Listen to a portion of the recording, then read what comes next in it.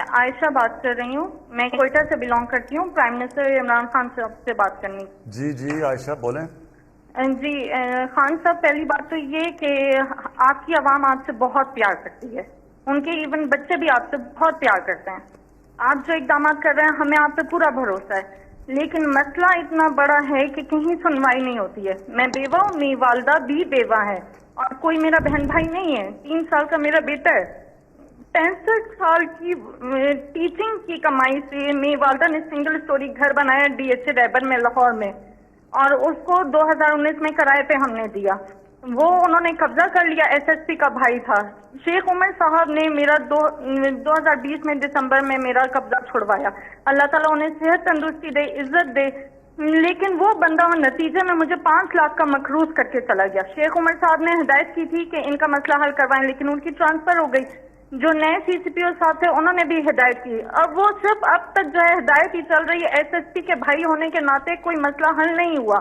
اور نتیجہ یہ نکلا کہ میری والدہ نے اتنی ٹینشن لی کہ وہ کینسر پیشنٹ ڈائگنوز ہو گئی ہیں. میرے پاس کفن کے بھی پیسے نہیں اور میں نے بینک سے لون لے کر اپنی والدہ کا علاج کروا رہی ہوں. آپ مجھے بتائیں، بچے کو پالوں، پیسے لوگوں کے دوں میں لون کے پیسے دوں؟ کم سے کم میرے پیسے تو مجھے دلوائیں. میں کیا کروں؟ اور کم سے کم سوسائٹی اتنی بڑی ہے، اس کو اس چیز کا پابند بنائیں کہ جس طرح عسکری سوسائٹی وہ رینٹ کے معاملات کو دیکھتی ہے تو یہ بھی رینٹ کے معاملات دیکھے. اور کم سے کم آپ چیف جسٹس کو ہماری اپیل پہنچائیں کہ ہمیں کس بات کی سزا دی جاتی ہے، کیوں اسٹے دیا جاتا ہے ایسے لوگوں کو، کس بات کا اسٹے دیا جاتا ہے. میں آپ یقین کریں کووڈ میں کوئٹہ سے لاہور پورا 1 سال میں ہاسٹل میں خوار ہوتی رہی. پورا 1 سال ایک کمرے میں ہاسٹل میں اپنی والدہ اور بچے کے ساتھ میں رہی ہوں کہ میرا گھر کسی ٹائم چھوٹ جائے، لیکن کچھ نہیں ہوتا تھا. آپ کے نمائندوں کے پاس بھی میں گئی، ذلیل ہوتی تھی میں. جی دیکھیں، یہ میں نے اپنے پچھلے 30 سال میں کتنی دفعہ اس طرح کی کہانیاں سنی ہیں. اور یہ آپ بات ٹھیک کہہ رہی ہیں کہ ہمارا جو سسٹم ہے، جو انصاف کا نظام ہے، وہ آہستہ آہستہ کام کرنا چھوڑ گیا. اور وہ جو انصاف ہوتا ہے نا، جی میں آپ کو پہلے سمجھا دوں انصاف ہوتا کیا ہے. انصاف تو کمزور کو چاہیے ہوتا ہے. طاقتور تو اپنے آپ کو قانون سے اوپر چاہتا ہے کہ قانون اس کے لیے ہو نا. یہ جو سارا مافیاز ہیں پاکستان میں، جو اس وقت سب اکٹھے ہوئے ہیں کہ کسی طرح یہ گورنمنٹ چلی جائے، ان کی کیا مسئلہ کیا ہماری گورنمنٹ سے؟ ان کا مسئلہ یہ ہے کہ قانون کے اوپر رہنا چاہتے ہیں.